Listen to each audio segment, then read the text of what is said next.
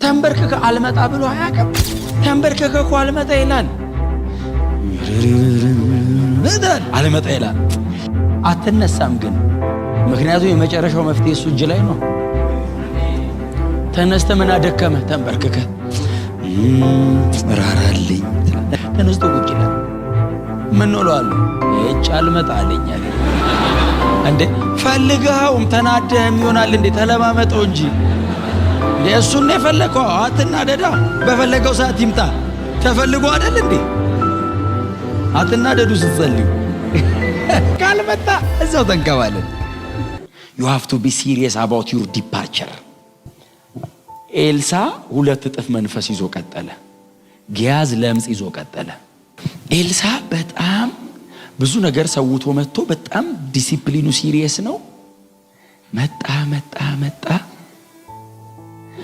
መጨረሻ ላይ 2 እጥፍ መንፈስ ተቀበለ። 2 እጥፍ ይዛችሁ ተሻገሩ።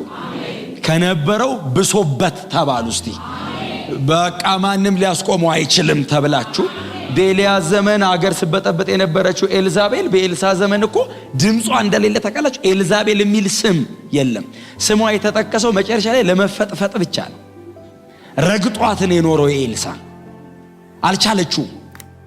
በኤልያስ መጠን አይደለም ሰውየው በሚበልጥ ስለመጣ ዳይሜንሽኑ ረገጣት። እንዴት እንቀሳቀስ ሜንሽን አልተደረገችም። እንኳን ልትመራ አይደለም ስሟ አልተጠቀሰም። የተጠቀሰችው እንዳልኳችሁ የወደቀች የተፈጠፈጠች ቀን ነው። መንፈሳዊ ዓለም ጊዜ በጣም መሰረታዊ ነገር ነው። እኔ በጣም ተይዤበት በቃ ለነገር ተያዝኩ እና ለራሴም ጸለይኩ በእውነት ታይሚንግ ሚስ እንዳላረግ ብዬ። ኤልያስ ዘላለም አይኖርም መሄዱ አይቀርም። ኤልሳም ዘላለም አይኖርም መሄዱ አይቀርም። ግን የሚቀጥለው በእጥፍ መንፈስ ክብር ሲሆን መንፈሳዊ ዓለም ስለሆነ ነው። ጌታ ኢየሱስ ክርስቶስ እያንዳንዷን ነገር በጊዜ ነው ያረጋት አይደል? ልክ የሆነ ነገር ሊያረጉት ሲሉ ገና ከቀኑ 11 ሰዓት ነው አልመሸም ይላል። ሊገሉት ተማከሩ ይላል። እሱስ አይ ገና ነው ይላል። ወስደው ገደል አፋፍ ላይ ያቆሙት ይላል። በመካከላቸው ተራምዶ ሄደ ይላል ገና ነው ብሎ። ሰዓቱ ሲደርስስ ምንም የሌለ በማይመስልበት ቦታ የሰው ልጅ አሁን ሊሰቀል ነው አለ። ለምን ሰዓቱ ደርሷል አለና የእናንተና የጨለማው ሰዓት ነው ያለው። ኢትስ ኤ ታይሚንግ።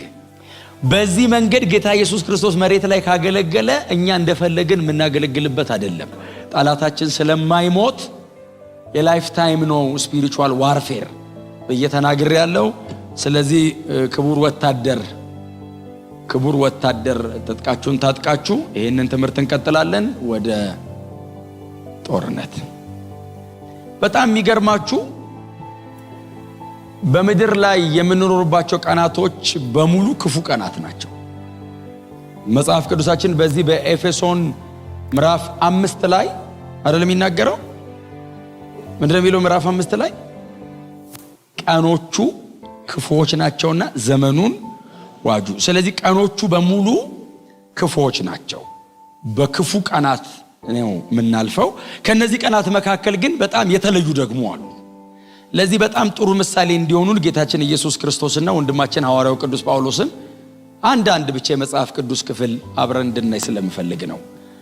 ጌታችን ኢየሱስ ክርስቶስ በምድር ላይ ሰው ሆኖ ከመጣበት ቀን ጀምሮ ወደ አባቱ እስከሄደበት ጊዜ ድረስ በምድር ላይ አሳልፈዋል እና በተለይ በጣም ጠንካራና ከባድ ጊዜያቶች ነበሩት። ጌታ ኢየሱስ ክርስቶስ የጾመበት 40 ቀን 40 ሌሊት የጾመበት፣ ፈታኝ ወደሱ ቀርቦ የተፈተነበት፣ የፓሽኑ ሳምንት የተሰቀለበት ቀን፣ የሞተበት ቀን፣ በጣም እነዚህ ቀናቶች በጌታ በኢየሱስ ክርስቶስ የምድር አገልግሎትና ወክ ባረገበት ወቅት ብቻ ሳይሆን በእኛ ህይወት ላይ ሁሉ ተጽዕኖቸው ከባድ ነው እና ኢየሱስ እንዴት ፌስ ያደረግ እንደነበረ ከጨለማው ኃይላት ጋር አሁን ጊዜው የነሱን ይልና ነፍሴ እስከ ሞት ተጨነቀች ይላል እና በጣም ስትረስፉል የሆኑ ቀናቶችን ጌታ ኢየሱስ ክርስቶስ አሳልፏል።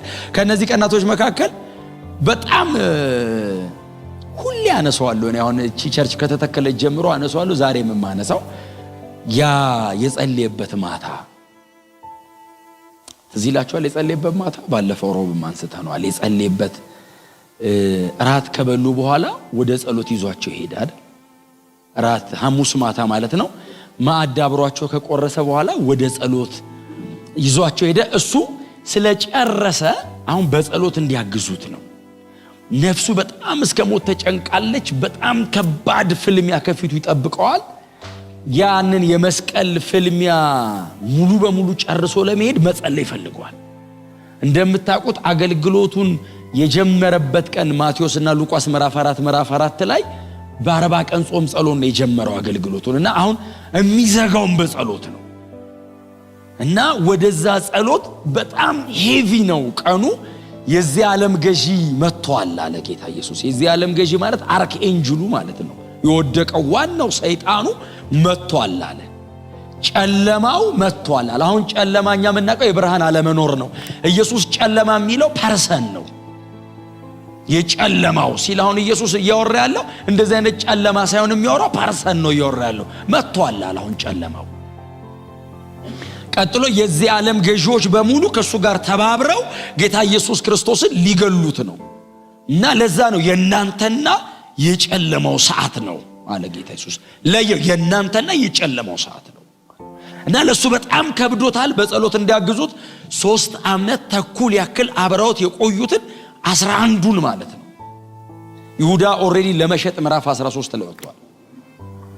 እና እነዚህን 11ዱን ጌታ ኢየሱስ ክርስቶስ ይዟቸው ወደዛ ወደ አትክልት ስፍራው ይዟቸው ወጣና አንድ ነገር ነገራቸው። ትጉና ጸልዩ አላቸው። ይሄ ታውቃላችሁ አይደል? ጥያቄም ልመናም ትእዛዝም ሆኖ ያውቃል። ትጉና ጸልዩ አላቸውና የአንዲት ድንጋይ ውርወራ ታክል አይደለም የሚለው ከነሱ ራቀ እና ተንበረከከ።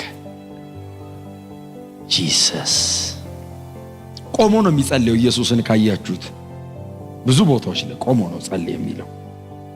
ኢቭን የዮሐንስ 17ቱ የዛች የምሽቷ ጸሎት ያንን የሚያክል በጣም አስደናቂ መንፈሳዊ ዓለም ላይ ያለ ሚስጥር የጸለየበት ጸሎት ቆሞ ነው የጸለየው በመካከላቸው። እዚህኛው ሰዓት ላይ ግን እጅግ ስለከበደው ተንበርክኳል። ተንበረከከ ይላል። እቺ ቀን ለኢየሱስ በጣም ከባዷ ቀን ናት። ተንበርክኮ ሊጨርስ ነው። ከዛ መስቀል ላይ ሊሞት ነው። አሁን ተንበርክኮ ሊጨርሰው ነው። እና እነሱ ይጸልያሉ ብሎ እሱ መጣና ተንበረከከ። እና ረጅም ሰዓት ቆይቷል እየጸለየ። የጸለየው ግን አንድ ነው። አንድ ጸሎት ብቻ ነው የሚጸልየው በዛ ሁሉ ሰዓት።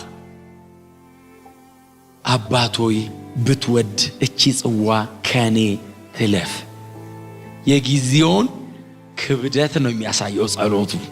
እኔ አሁን የጸሎት ርዕስ አይደለም ይሄ፣ እየተራመደው ነው። ለኢየሱስ አየሩ አሁን እንዲህ የሚዳሰስ ሆኗል። ጨለማው መጥቷል። የዓለምን ሁሉ ኃጢአት ሊሸከም ነው። በጣም ተጨንቋል። ብትወድ አለው። እቺን ጽዋ ለመጠጣት እኮ ነው ሰው የሆነው። ኢቭን ሰው ሆኖ የወረደው እኮ እቺን ጽዋ ለመጠጣት ነው። ሰዓቷ ስትደርስ ግን ብትወድ አለው። እቺ ጽዋ ከኔ ትለፍ። ነገር ግን ይሁላችሁ ነገሩ በጣም ከባድ ነው። ስትጸልይ ግን እግዚአብሔር ያግዛል። እንደዚህ ያለ ነገር ግን ያንተ ፈቃድ እንጂ የኔ ፈቃድ አይሁን ሲል የአብ ፈቃድ ያቺን ካፕ እንዲጠጣት ነው። ስለዚህ አባቱ ዝም አለው። ፈቃዴ እንድታልፋት ነው ሲለው ጌታ ኢየሱስ ክርስቶስ የመጨረሻ የማማጫው ቀን ስለሆነ ደም አይደል ያንጠባጠበው? ሊትራሊ ደም። ይሄ ባይዞ ሳይንቲፊካሊ በሕክምና እኮ የተረጋገጠ ነገር ነው። ደም አሁን ሁለተኛ ዓለም ጦርነት ላይ አንድ ሕፃን ልጅ በጣም ትንሽዬ ልጅ ፊቷ ላይ ደም ችፍ ብሎባታል። ችፍ። በዛ የዓለም ጦርነት ላይ ከባድ መሳሪያ ድምጽ ስትሰማ የጦር አውሮፕላኖች በቅርብ ርቀት ሲበሩ ተጨንቃ ማለት ነው። ትልቅ ሰው ቢሆን የሆነ ነገር ይሆናል።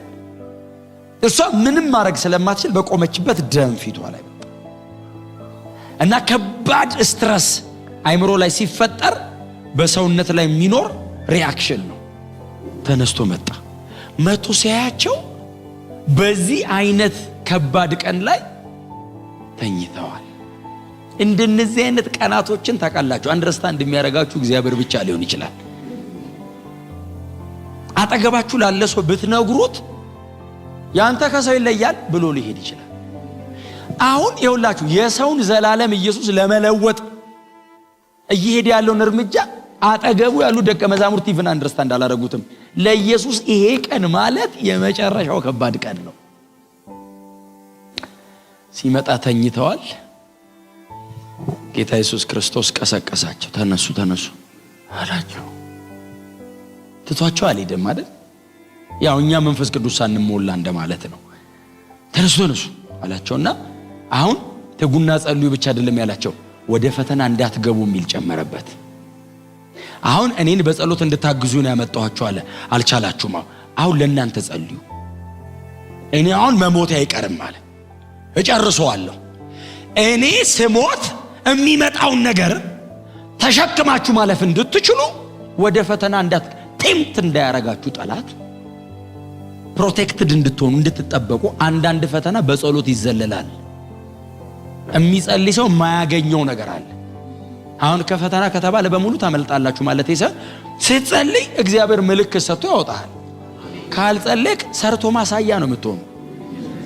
ላብራቶሪ እየሞከረብል ያልፍ ይችላል። የመጣውን በሙሉ የሚጸልይ ሰው ከብዙ ነገር ይድናል። በዚህ ስትጸልይ አንተ ስትጸልይ አንዳንዱ ሲሮጥ የቀደመ ሊመስለው ይችላል። አፍተር ኦል እኔ አሁን የቀደመ ሊመስለው ይችላል ብያችሁ ከዛ በኋላ አንተ ስትጸልይ ተቀድመዋለህ ልልህ አይደለም። አንተ ተንበርከከ ይቅደም ከፈለገ መጸለይ ተርፍ አይደለም እንዴ? መጸለይ ክብር አይደለም እንዴ? እኔ አሁን ጸልዬ ተቀድማለህ ልልህ አይደለም። ጸልዬ ይቅደም ይኸውላችሁ አሜን የሚል ጠፋ እንዴ? አሃ ቆይ የሮጠ ነው ተንበርከከ ይቀድመዋለህ። ለምን ይቅደም ተንበርከከ እንዴ? ከጌታ ጋር ማሳለፍ ክብር አይደለም እንዴ? እንዴ ለምንድን ነው እኔ የሚያደርገውን መጠበቀው ተንበርከከ? ለምን ዝም ብዬ ከሱ ጋር መዋል ለምን አልፈልግም? ጸሎትን ከእግዚአብሔር ጋር መዋያ ለምን አናረገውም? ለምን የሆነ ነገር ማግኛ በእግር ሲያቀት ተንበርከካት ሞክረው ወካርገ ሲያቀት እየጸልቅ አባቴ አባ አባ ብለ እንዴ ከምድር አፈር በሰራው ልብማ ሸውደው እሱ እኮ ነው አብኩቶ የሰራ እግዚአብሔር ላይ እንደሱ አትሁኑ። ኤኒዌይስ እንትናችን ይቀየር ነው። እግዚአብሔር ታውቃላችሁ ድካማችን ምናችን እየታገሰ አብሮን ይሰራል። ግን አድቫንስድ ብንሆን ደግሞ የተሻለ አይደለም? ለኛ በሚበልጥ አንደርስታንዲንግ ብንኖር። አሁን እነዚህ ሰዎች እኮ ጸልዩልን ብለዋል። ኢየሱስ ጸልዩ አለ። ኢየሱስ ጸልዩ ያለው እኮ መስቀልን ለማምለጥ አይደለም። መስቀልን እኮ ለመፈጸም እኮ ነው እኮ የሚጸልየው። እዛ ላይ እኮ ሙሉ በሙሉ እንዲቆይ እኮ ከሰፈሪንጉ ለማምለጥ ብቻ አይደለም። ክራይስት ለመፈጸም ፉልፊል አድርጎ ዊን ለማድረግ እኮ ነው ለኛ ሲል የሚንበረከከው። ከዛ ተኝተዋል። ተነስቶ ነሰላቸው፣ ቀሰቀሳቸው፣ ብድግ አሉ። አቤት ምንድነው ጌታ ሆይ ያሉት? እኔው ለምን ተኙ ብዬ ብዙ እንትን አልልም። አንደኛ መንፈስ ቅዱስ አልተሞሉ፣ ሁለተኛ ወቅቱ የኒሳን ወር ነው። ኒሳን ማለት በእኛ ሚያዝያ እንደ ማለት ነው። ሙቀቱ ተውት እነሱ ሀገር።